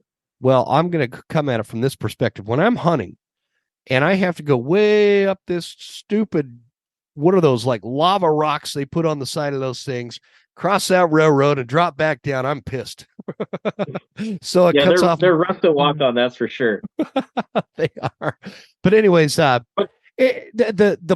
point stands. We have rail systems. We have freeways, highways, byways, county roads, everything else. We've got reservoirs, we've got dams, we've got airports, we've got urbanization, we've got suburban neighborhoods sprawling out way past what they were initially designed to hold. Like Kootenai County, Idaho, is one that just baffles me, man. There's this area called, and a lot of listeners will know what I'm talking about, but there's this herd of elk that winter every year. They come down kind of on that Rathdrum Prairie between Rathdrum, Idaho, and the state line with Washington. And I've always called them the Trent herd of elk. It's a big. I used herd. to drive by them all the time going to work. Yeah, and they've got this spot where they cross kind of right there at the state line, just about, and they've been crossing there and wintering out in those fields for years. Well, they are getting closed in on that particular field. Like they're developing one end of it, and then they're like, I don't know what they're doing. I just knocked my mic off. I don't know what they're doing on the other side, but they're like, they've created like gravel pits or something. But I'm seeing these big mounds develop on the other side, and so the elk, where it used to be really hard to see them because you'd really have to watch for like a mile. Now they're all kind of compacted in, and there's a nice bull, by the way, in with this group, and there always is every year. I've seen You some know what I'm pictures. saying? Yeah. Yeah. There's always a nice bull in there, and a few raghorns always. But now all these elk are kind of squished into this little area because the development is just encroaching on this winter range that they've had for hundreds of years, and you look at that, at some point that winter range is going to be gone. Those elk are not And going to then be they're able to going to go be there. back up on the mountain with the wolves, and that's With one the reason why wolves. they're down there is because they're safe. Yep, And exactly. there's not much wintering range up on that mountain. So whatever Yeah, they have there is what is they got no right now. winter range up on Rathdrum Mountain. That place is hell, and there are wolves up there. A guy killed a wolf up there not very long ago. They'd like put it in the paper like it was this big deal. Anyway, the point with But you were that talking is about when you how we look at affect that, things. we affect it all. Wildlife cannot manage itself anymore. We're destroying their winter range. We're destroying their corridors. We're wiping them out on the highways. We're introducing apex predators into their backcountry habitat that's wiping them out by the thousands every year. So this idea, this fantasy that we can have wildlife manage itself on the landscape as if like the ecosystem's just going to manage itself, it's going to take care of itself. It's bullshit. That, and you people listening, you know it, and I know it. So whoever that podcast was, it was a hunting show, man. Like, come on, that's not how it works. We can't give in to No, these even like the anti-hunters. wolves. Yeah, The go ahead. wolves, they will use roads to travel from one elk herd to the next to differing ranges. I've seen in Montana where you go down, there'd be a logging road crossing all the little streams, and there'd be little bridges. And on all those little bridges would be a wolf rub where they've been rubbing up against the wooden pole on the bridge. Yeah. And they just travel back and forth on these roads. And that's, back in the day, they had natural obstacles. They couldn't travel for 30, 40 miles in a night because now they can. They're running on a road in the middle of the night. They do that stuff all the time. And so it's not like it used to be. Are you ever like, does it ever just like, when you and I talk about something like this, Gabe, I could tell you're the kind of guy, we kind of have a same reaction to some of this stuff from a sense of like, this shit is common sense. Like, I see those elk getting crowded onto what's left of those fields where they used to winter range, and now they're not going to be able to do that because they're going to put fucking townhomes up in it. And other things that we're talking about along these lines. Do you ever wonder, like, how, like, pardon my French, I don't, if you're going to send this to your grandma or something, like, I apologize in advance. How the fuck do people think that is okay? This is all okay. How? I don't get it either. I don't understand how it could be so difficult for people to understand. And I know I probably sound angry and bitter. I kind of am, man. I've been sick for over a week. I'm sick of being sick. People live in their closed little lives, and they don't see what's going on around them. Yeah. And to be honest with you, that's why we're in the position as hunters right now, is because, and I understand it completely. People don't want to get involved in that type of stuff, but we went for decades where everybody's in their closed little life and they never thought that this stuff could happen. And when stuff did pop up, they're like, no way, the whole, I call it toxic apathy, because it's really come back to bite us in the butt. Dude, I'm going to steal that line. Toxic apathy. Man, I'm writing that down. Hang on. I knew you were smarter than me.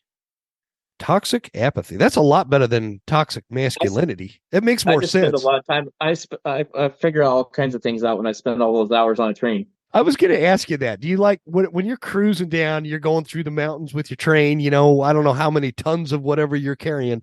Do you just sit there and like have these philosophical times where it's like, man, if the hunters would just start doing this, maybe they would pull their head out continuously all the time.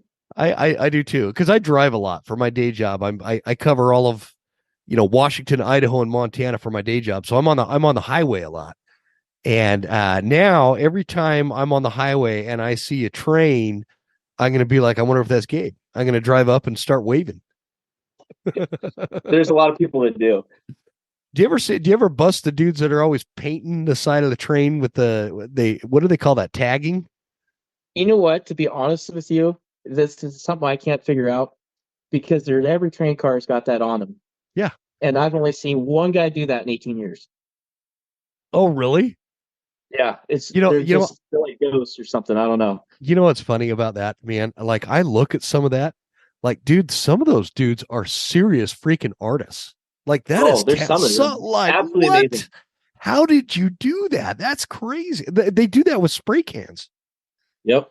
Huh. Some of it's Anyway, great artwork. it's really good. I don't mean to like, I know it's vandalism or whatever, but you got to admire some of that shit, man. They do a good job. So, um, well, cool, man. I've kept you a long time. I don't want to keep you all night, but I sure enjoyed talking to you, and I appreciate you bearing with me while I'm like losing my voice and being all bitter and angry about some of this stuff. But I think we're onto something, and I think that it's important that people understand what this natural asset company is, what the SEC approving them for being, basically a publicly traded company. And Gabe, chime in if I'm describing this wrong at any point. But basically, the takeaway is I think that we want people to understand that were this to come to fruition, a conglomerate, a giant corporation that is publicly traded is worth billions of dollars in many cases, and they will have no bounds. Because what happened, Gabe, am I off base by saying that we could think that the politicians have our back, but when it comes to the money that could be donated to their campaigns, who are they going to back? An NAC or a public land hunter? Well, I think it's pretty apparent, especially within the last 5 years or so, that neither corporations or government has our best interests at heart. So No. I don't trust them with anything.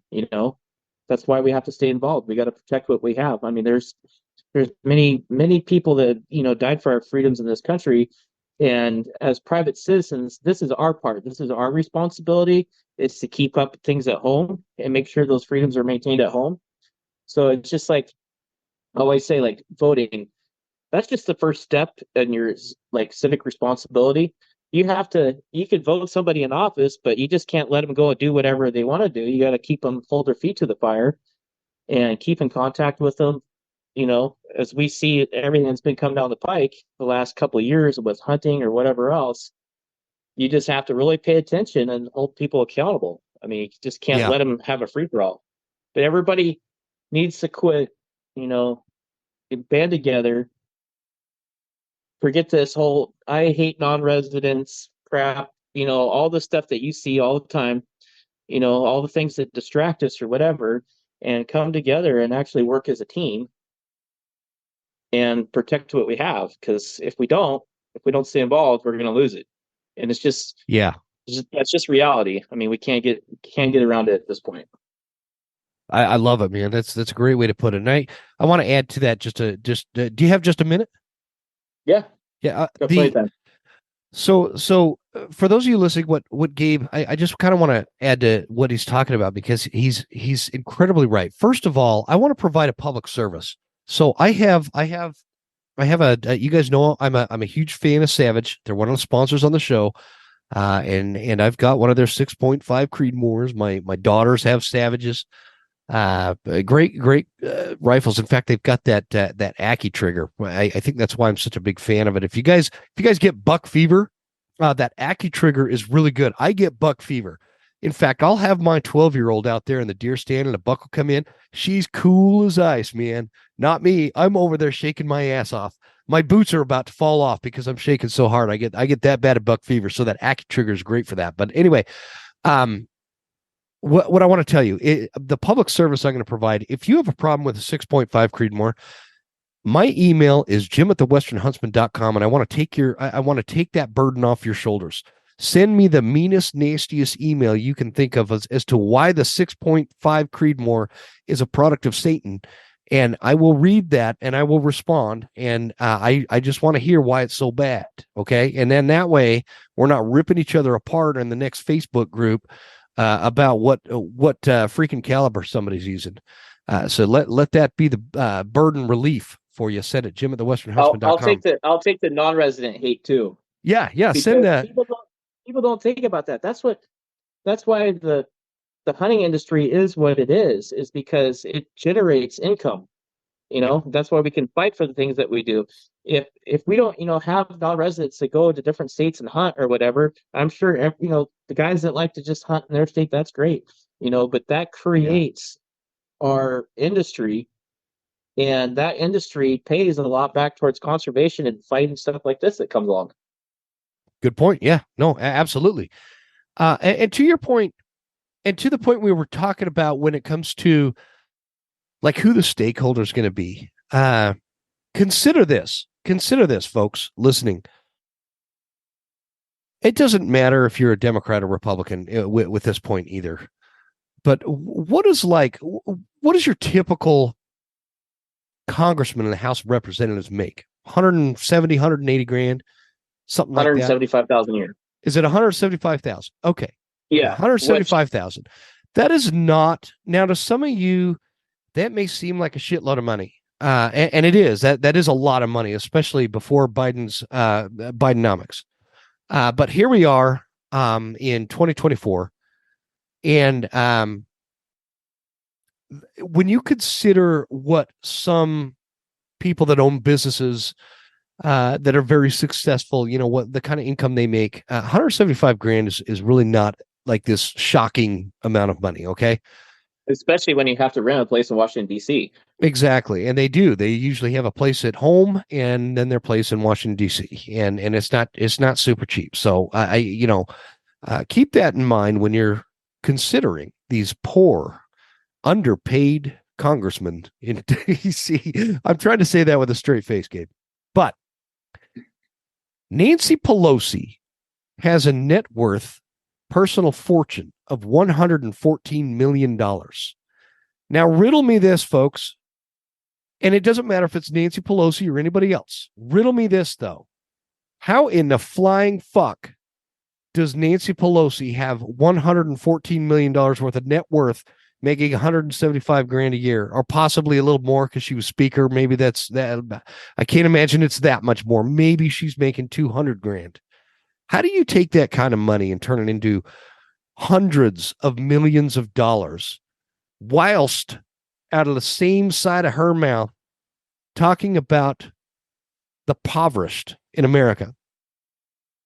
Those NAC firms, were they to become publicly traded entities and take control of our public lands, they will maintain control of those public lands and do whatever the hell they want with them because people like Nancy Pelosi will make $114 million. I think I think you know what I'm. And they'll have the inside scoop on all that stuff. They're the ones that make the money. And they're the ones that are going to make that call. I will make money off of it. No. You and I can buy a few stocks in it or something and maybe hope to be a shareholder and a stakeholder and maybe make our average 80-year 11% return or some BS. But the reality is that money goes to people like Nancy Pelosi. And I'm not just picking on Democrats with this. There are plenty of Republicans that are wildly wealthy in the House of Representatives that should not be. The point I'm trying to make is that's how this shit is run and operated. These NACs will pay their way to total control of our public lands if we don't put a freaking stinking stop to this. And that is the point I'm trying to make. And I want people to understand like the magnitude of what these repercussions could be. Do you have anything to add to that, Gabe? It's rural life, period. I mean, that's what's who's going to suffer. Yeah. They will. It's pretty obvious, the things that have happened with some of these agencies, that there have been just with regulations and whatever the last couple of years, it's just been out of control. And nothing goes through Congress anymore. They just create all their own laws. And that's the same thing that's going to happen. We won't have any control over it. And right now we do have control, but we are the biggest stakeholder as taxpayers. And we need to maintain that. There's no way that we have the most special system in the world. I mean, there's a few other countries, I think New Zealand and maybe Finland or Norway, or one of those has some public land or whatever. but we have one of the most special systems in the world, and we need to keep it that way, Hmm. This is not the being run American by system. Yeah. corporations. Yeah. Yeah. If we lived in a country where if you pull out of my driveway, Gabe, and hang a right and then hang another right, you drive up this dirt road, and all of a sudden you are the road turns from hardball to dirt road, and all of a sudden you are into hundreds of thousands of acres of public land, of which I can go up there and I could hunt, I could pick huckleberries, I could fish the streams and the creeks that drain out off of this mountain.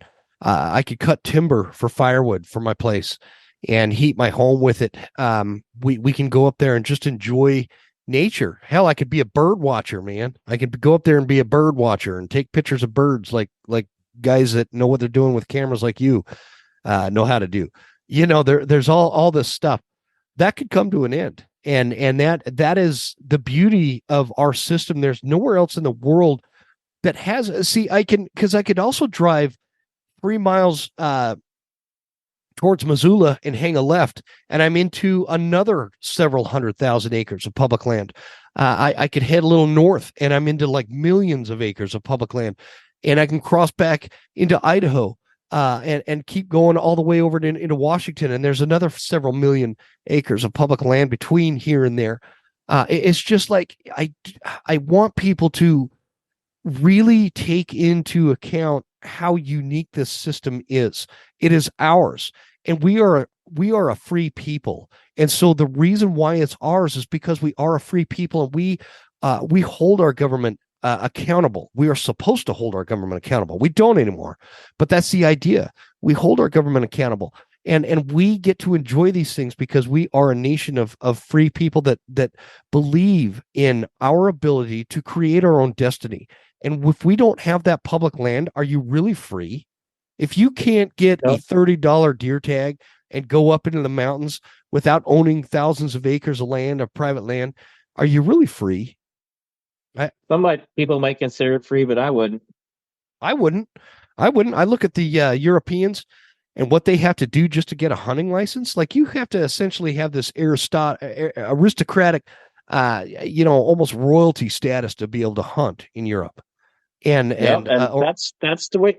That's there's been a lot of money taken over the hunting industry, and I've been a little bit trepidatious about that. Yes, we do raise lot of money for conservation and that sort of thing, but it has a definite possibility of ruining some aspects of hunting for the for the guy that doesn't make a whole lot of money.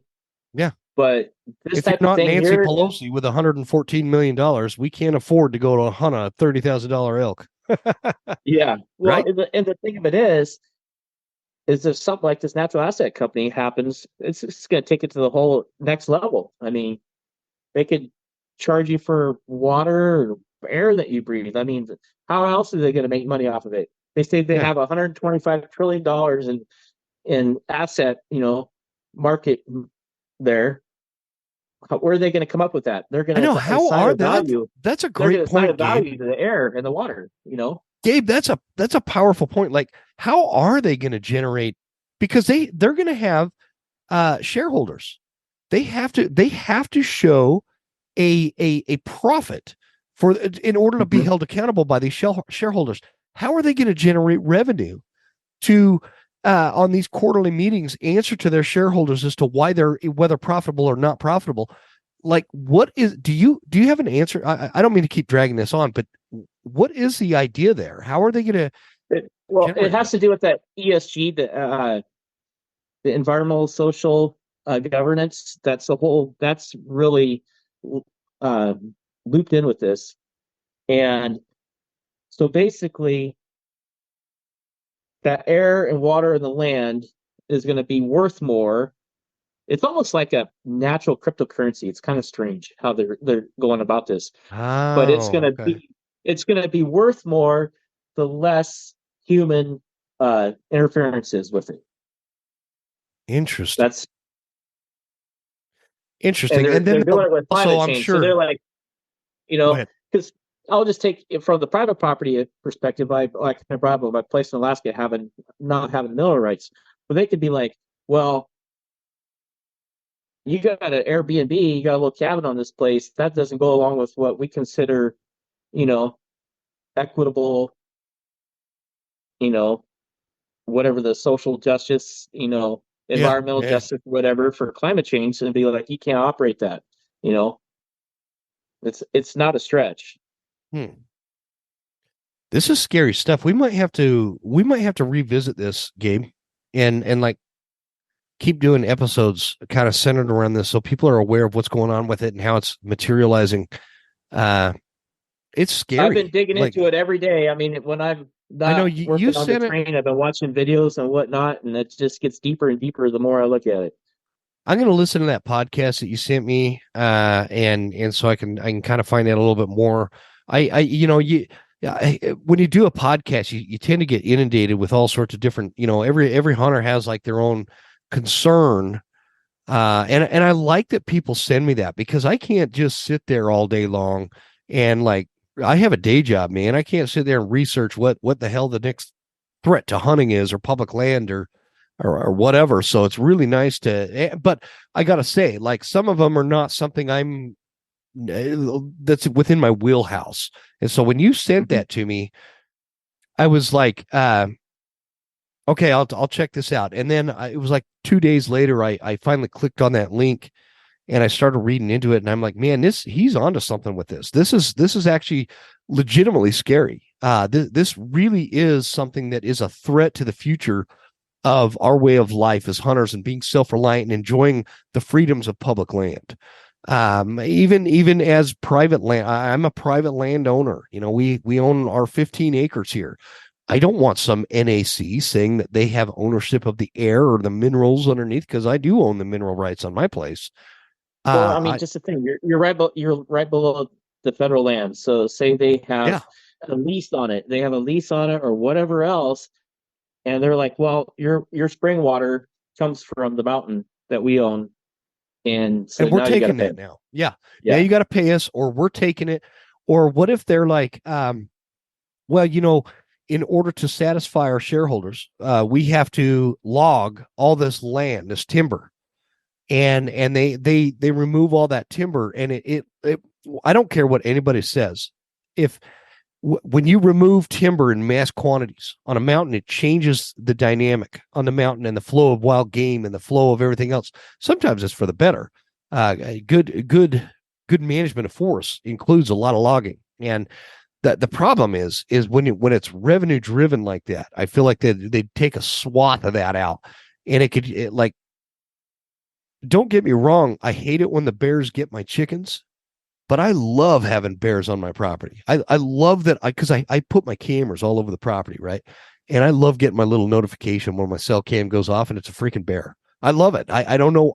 There is something about living somewhere this wild that I'm really attracted to, and I always have been. And do I get nervous sometimes if I'm going out there to close the chicken coop at night? Yeah, yeah. Especially when I've seen a grizzly on the camera or something. Yeah, I get a little nervous. But I'm also heavily armed, so I'm not that nervous. you know, I just like that wild aspect, and they could fuck that up. They could totally Oh, destroy that. it's like a lot of the timber companies anymore. I believe in logging. Logging is healthy for the Oh, landscape. absolutely. Yeah, You yeah, know, yeah. but they go like in the state of Washington, they'll go do these huge clear cuts, and instead of all the critters enjoying all that new, you know, uh, stuff that grows everything up from the nutrients from the sun on it, they go and spray it, Yeah, they and so it kill it. just destroys that habitat. And then then they'll do it over one on the other side of the mountain. So like a whitetail population, has gone down a lot in eastern Washington from the wolves, and also because all these timber companies, they've actually destroyed a lot of habitat because whitetails need some heavy cover, Mm-mm. and then they go and spray it, and then that thick cover doesn't grow back up again, and then you have fewer deer.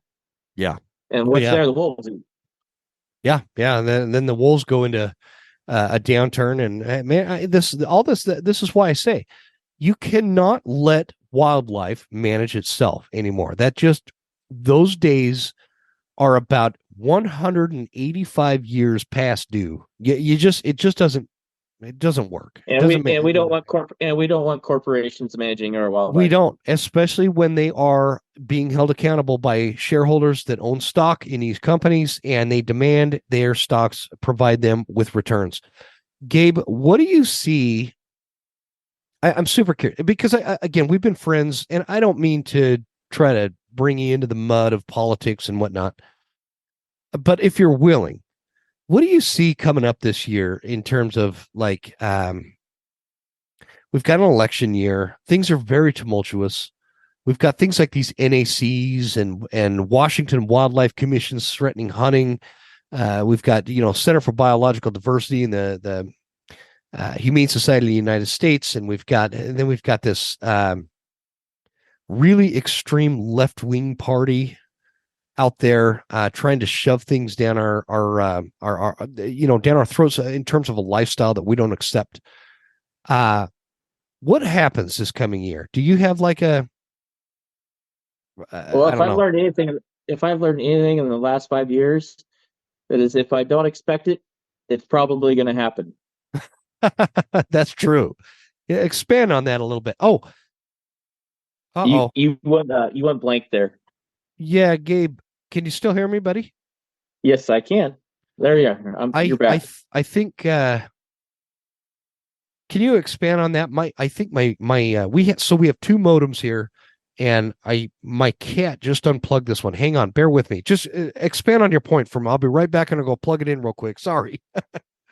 That's all right. Yeah, what I was just basically saying is the last 4 or 5 years, we just everything that we could never imagine has actually happened, and so that's 2024 is in that category. I think we won't know until it happens. Okay, I'm back. Was there a big gap of no talking? Yeah, there's probably a little bit of a gap in there. You might have to. Dang it. Cut out. Gabe, I don't like to actually put in any real work to edit these things, right? You're supposed to fill it in. Yeah, I've got so my daughters are like, oh, it's too cold. They can't be outside. So they've been in the studio. They stay in the studio, but they get really antsy when they've been in here for a few days and haven't been let out. And they don't want to go out. We try to let them out. They're like, nope, not in negative temperatures. I'm not going out. Attacking the bearskin behind you. Yeah. So we've got one of my modems over there, and I can't get to it from this side. I have to go way around the studio table here. So sorry about that, folks. That's all right.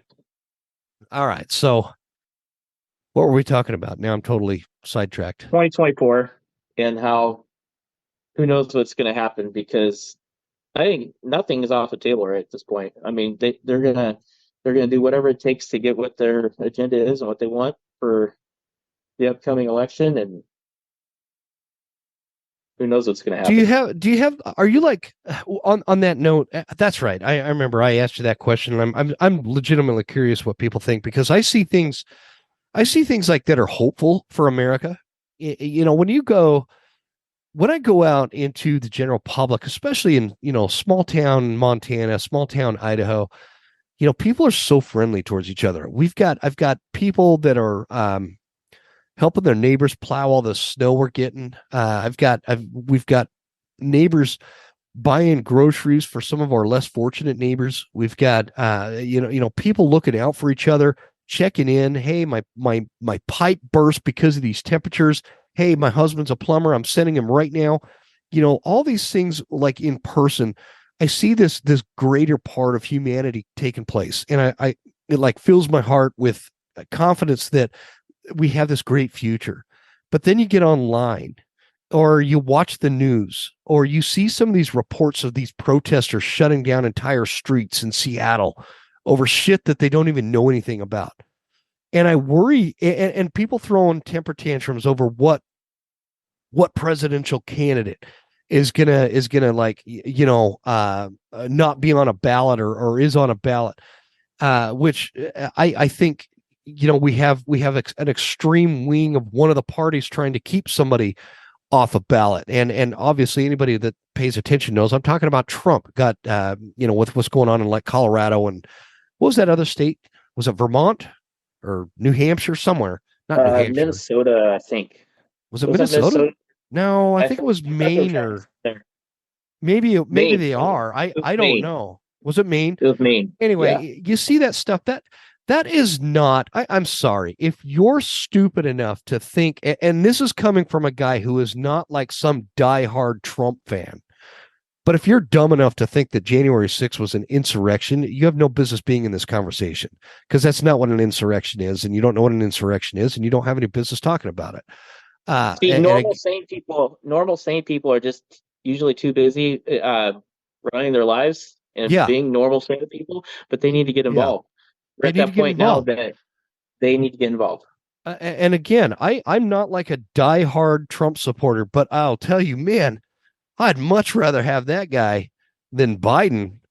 This has been a disastrous past few years, and I'm sorry, between the border and the price of oil and gas, and the price of my groceries and my interest rates on my mortgage, and my opportunities with my company to grow the revenues and actually be profitable without spending a fortune in insurance and material prices and everything else that's gone on over the last 3.5 years or so. If you think that Trump is that bad, like you're asleep at the wheel. And so, again, not a diehard Trump supporter, but I do like him enough that he's got my vote. Well, we have it a lot better between 2016 and 2020. Yeah. Oh, absolutely. I mean, just what I had to charge customers to be profitable back then is way different than what it is now, man. There's no comparison. And so I question, like, these folks that are so hell bent against this guy getting the nomination. And there's other good. I'd be happy with some of the other options out there on the Republican ticket or whatever. I'm more libertarian than I am anything. But the one thing's for sure, I want the government out of my shit. And that's just how I am. And Trump is less in my shit than Biden or any other Democrat will ever be. So there you go. But I mean, this whole thing with you know, Biden starting this project with NASA and USGS to put, a value on all these of our natural resources. I think yeah. that's a big one, and that's it's just the marriage of that and the natural asset company. A marriage between the government and corporations is not friendly for us as normal folk. And that's what I was getting to. And I shut the video off for just a minute, Gabe, to let my internet catch up again.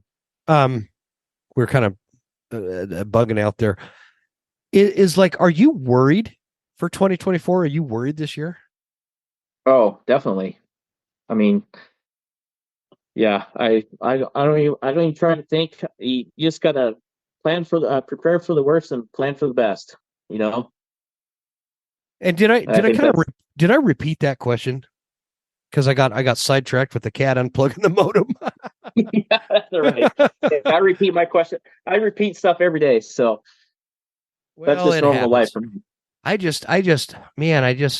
I'm kind of worried, and I'm not the kind of guy that gets super worried about the political stability of our nation kind of thing. But I do, man. I see all these like violent protesters defending Palestine, and I see all these like the insane amount of people we don't know coming across our border and just being I absorbed into the worry. I public. worry more. I worry more about good people doing nothing. That's what I worry about. I like that. That's a good point, man. I worry about that too. And I I see that. What It's is like, that the whole too? thing with election interference. There's so many people that would just want to take a time out or run back to their corner and not be involved and not go vote because there could be a potential of election interference or whatever. Yeah. No, you just need to get out there and do what we're supposed to do as citizens of the United States of America and make this a better country for ourselves. I mean, because just giving it to government, politicians and corporations isn't going to do it. We have to make it happen. Why why are people so complacent? Why are people so afraid to speak out against things that they know are wrong, morally wrong, politically wrong, whatever? The Do whole you feel bury the like head in the sand. We're back to the toxic apathy thing again. Yeah, because people are toxic. just so wrapped up in their own personal lives or what's going on with football season or whatever else, and a lot of people don't really care, and they got to start caring because whether you like it or not, you might not be involved in the government. The government's going to be involved with you. So Yeah, that's that's no joke. Yeah, yeah, interesting. Well, I guess all we could do is try to encourage people. For those of you listening, like you and I, we don't have to agree politically. We don't have to. We don't have to be like on the same page with every little thing. I have a lot of friends that we don't see eye to eye on a lot of topics. But we're still friends, and that's okay.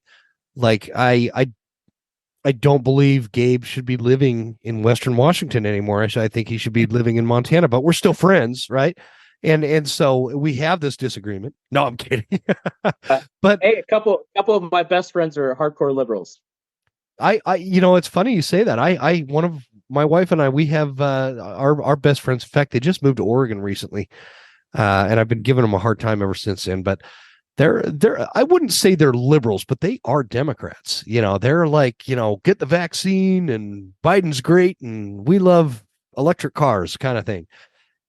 But yet when we get together around a campfire, man, we have a great time with them. And shout out to Heather and Travis. I think I pissed them off enough that they don't listen to my podcast very much anymore, but uh they really are. They're great folks, and we love them. And it's not the thing is things have gotten so beyond what, like, you and I are about the same age, Gabe. Like, remember back in the day when like you could just have a political debate and not come out of it hating each other.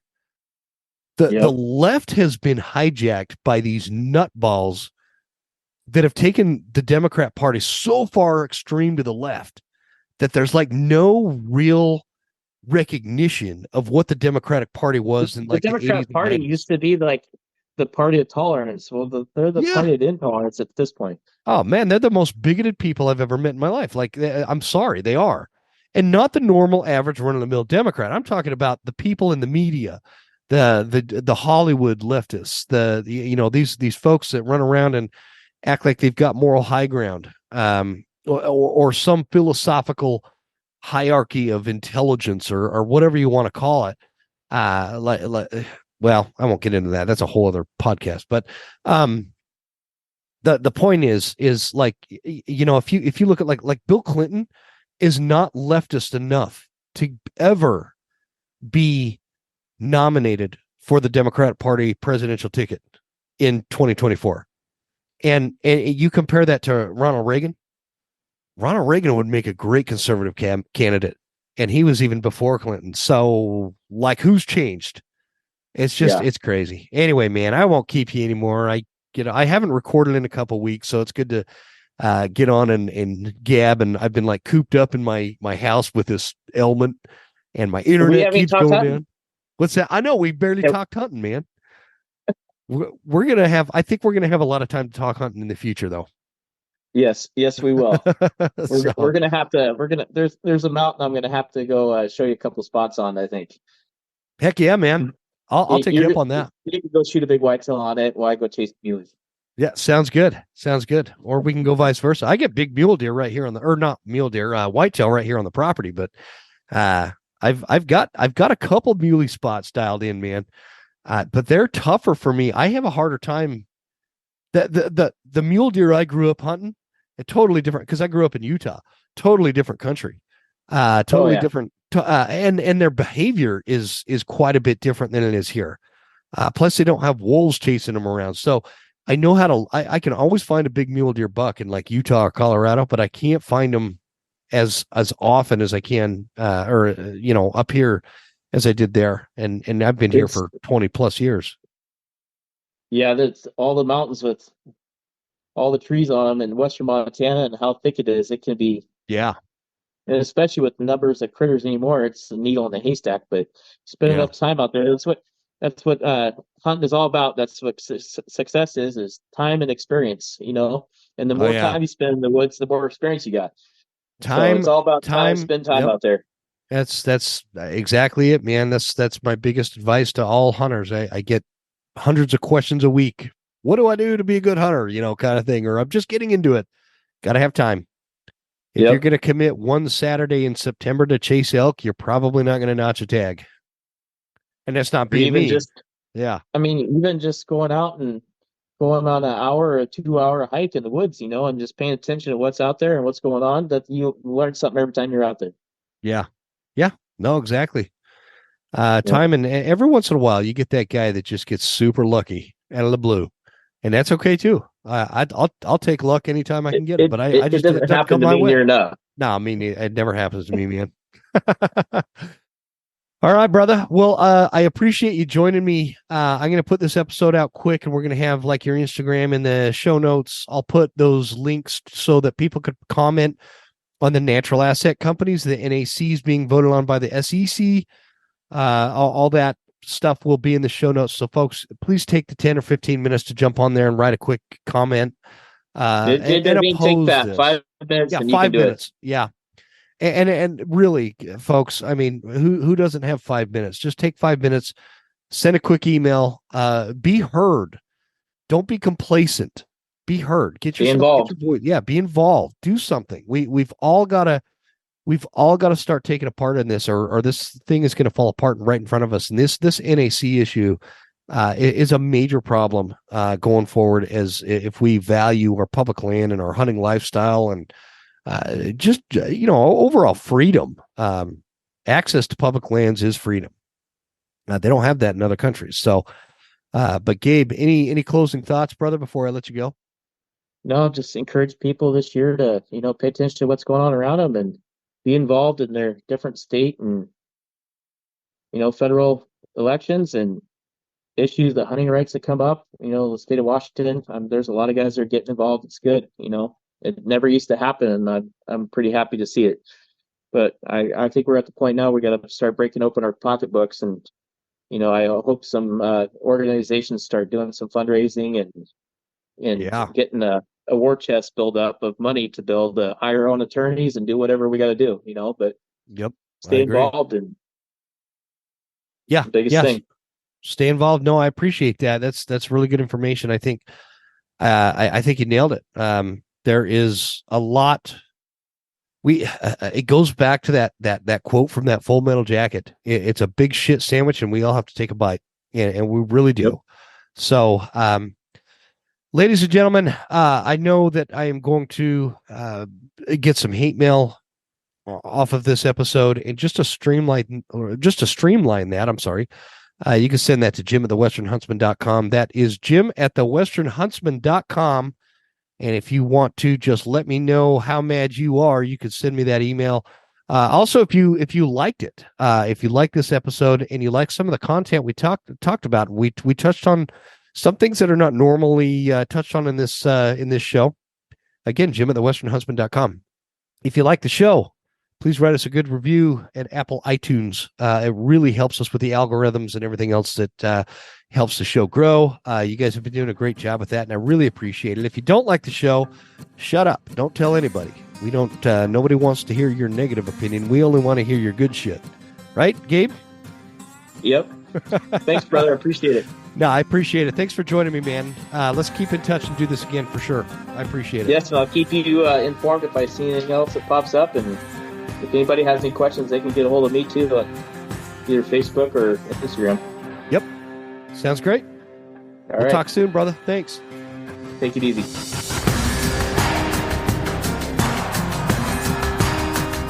You made it. That's the end of the episode. Thank you so much for tuning in. Please make sure you're following us on Instagram @TheWesternHuntsman and write us a good review at Apple Podcasts. Thanks, guys. See you next time. Stay Western, and I'll see you on the mountain.